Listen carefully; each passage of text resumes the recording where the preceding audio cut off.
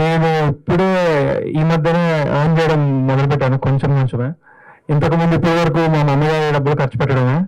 So ఇచ్చేటప్పుడు నాకు చాలా హ్యాపీగా ఉంది, ఎందుకంటే నేను సంపాదించిన కొంచెంలో, అంటే ఆ కొంచెంలో ఇది చాలా ఎక్కువ నాకు.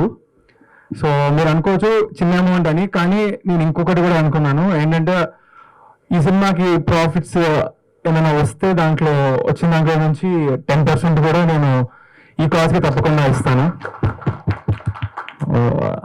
అండ్ ఈరోజు మన చీఫ్ గెస్ట్ గారు, గౌరవనీయులైన Telangana honourable legislative assembly speaker గారికి చాలా థ్యాంక్స్ సార్. నాకు చాలా హ్యాపీగా ఉంది, ఐఎమ్ ఎక్స్ట్రీమ్లీ హ్యాపీ బికాజ్ మీరు ఇక్కడికి వచ్చి మీ చేతుల మీద నేను ఇలా ప్రజలకి నా వంతు ఎంతో ఇస్తున్నాను. నాకు చాలా ఆనందంగా ఉంది, నిజంగా నాకు చాలా ఆనందంగా ఉంది. Thank you sir, thank you so much. అయితే Ramnagar Bunny, my debut film, Divija Prabhakar presents and producer Maleja Prabhakar and Prabhakar my family. ఈరోజు ఇక్కడికి వచ్చిన మీడియా వాళ్ళందరికీ థ్యాంక్ యూ. ఎక్కడ స్టార్ట్ చేయాలి? ఓకే, ఎగ్జాక్ట్గా చెప్పాలంటే ఇంకొక 10 days అయితే 2 years అవుతుంది. లాస్ట్ టైం నేను ఇలాగా స్టేజ్ ఎక్కి నా చేతిలో మైక్ పెట్టి రచ్చ రచ్చ రచ్చ అయిపోయింది, పెద్ద సంచలనం అయినప్పుడు. ఈసారి ఏమవుతుందో కొంచెం టెన్షన్గానే ఉంది. బట్ ఎందుకు అయిందిరా అని నేను ఆలోచిస్తే నాకు అనిపించింది ఒకటే, ఎందుకో తెలియదు, నేను ఎవరెవరికి ఎక్కడెక్కడ కావాలో అక్కడ కాలింది. దానికి రీజన్ ఏమీ లేదు, నా చేతులు నా జేబులో పెట్టుకున్నా అంతే.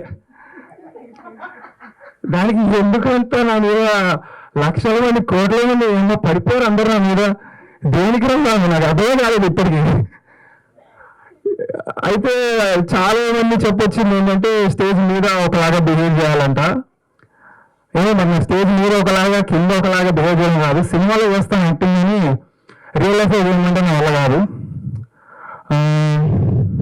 ఒకవేళ నేను టైం ట్రావెల్ చేయగలిగి September 16th 2022 మళ్ళీ అదే రోజులోకి వెళ్తే నేను మళ్ళీ అలాగే నిల్చుంటా, మళ్ళీ అలాగే మాట్లాడతా, మళ్ళీ చేస్తాను. ఎందుకంటే నాకు తెలిసినంత నేను ఏ తప్పు చేయలేదు, ఎవరిని డిస్రెస్పెక్ట్ చేయలేదు.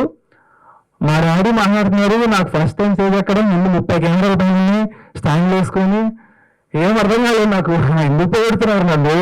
ఇంకా అప్పటికి ఏదో నాకు గ్లిమ్స్ రాలేదు, ఏం రాలేదు, నా చదువు గురించి చెప్తున్నారు, ఏదో చెప్తున్నారు, నాకు ఏం అర్థం కావట్లేదు. సో నేను ఇట్లా ఉన్నా అంతే, దాని గురించి ఏం లేదు అక్కడ. సో ఏదైనా తప్పు చేస్తుంటే అప్పుడు నేను అందరూ అంటున్నారంటే అప్పుడు 100% ఫీల్ అవుతా, కానీ ఏ తప్పు చేయలేదని నాకు తెలుసు కాబట్టి 1% కూడా నేను ఎటువంటి ఫీల్ అవ్వలేదు. అయితే దానికి కారణం నా మెంటల్ ఫౌండేషన్ స్ట్రాంగ్ ఉందని నేను నమ్ముతాను, అని మా డాడీ నుంచి నాకు వచ్చింది. ఎందుకంటే మా నాన్న, ముందు చెప్తున్నా డిస్క్లైమర్ ఏంటంటే, ఇప్పుడు నేను డబ్బా కొట్టబోతున్నాను మా నాన్న గురించి.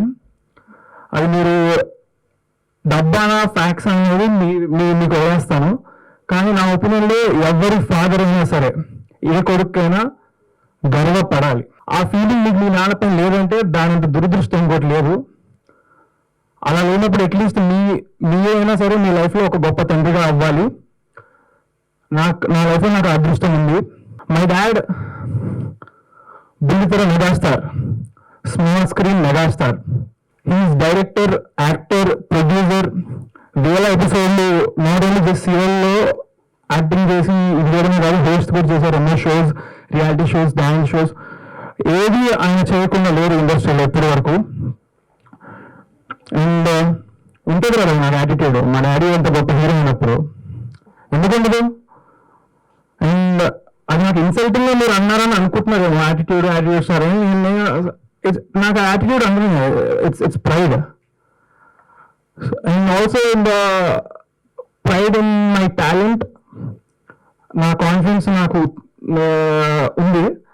అది లేకపోతే, మ్యాటర్ లేకపోతే మరి మేబీ అలాగే ఎక్కువ ఆలోచిస్తాను, ఎలా ఉండాలి అలా ఉండాలి. హార్డ్ వర్క్ చేసుకుంటే పోతాను, నచ్చితే నచ్చుతాను. అండ్ ఇప్పుడు ఈ సినిమా రామ్నగర్ బండితో ఎంతమంది అయితే నెగిటివ్గా అన్నారు వాళ్ళందరూ పాజిటివ్ అవుతారు అనుకుంటున్నాను. 100కి 100% ఇవ్వకపోయినా సరే ఒక 60% ఎవరనుకున్నాం.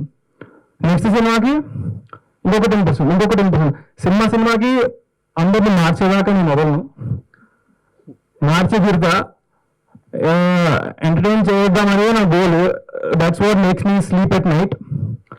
అందరినీ హ్యాపీ చేయడం, పాజిటివ్ చేయడం, ఇదే నా గోల్. ఇప్పుడు లోకంలో నెగిటివిటీ ఉంటుంది, పాజిటివిటీ ఉంటుంది, రెండూ ఉంటాయి, అది సృష్టి ధర్మం.